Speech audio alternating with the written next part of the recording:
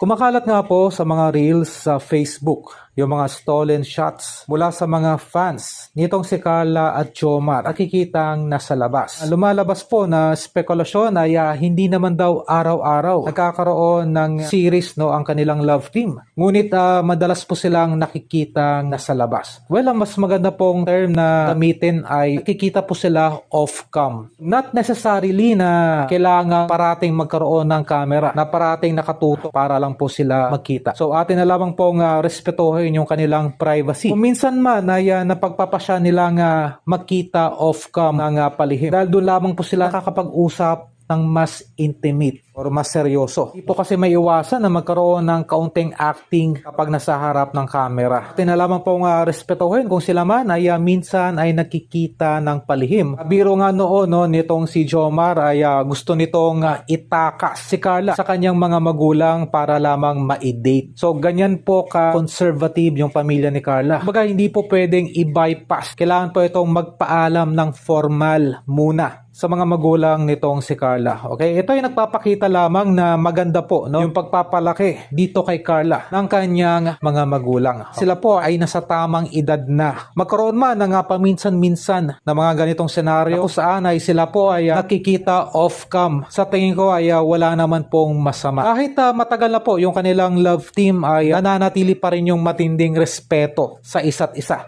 Lalo na yung respeto nitong si Jomar kung saan ay kanyang naintindihan yung priorities nitong si Carla. Naunahin muna ang kanyang pamilya. Keep in mind po na once na ma-secured na ni Carla ang kanyang pamilya ay wala na pong makakapigil pa sa kanilang pagmamahalan. Doon na po kumbaga magla-level up yung kanilang relasyon. At sana po ito ay mauwi po sa kasalan. Yan po ang inaabangan po ng lahat.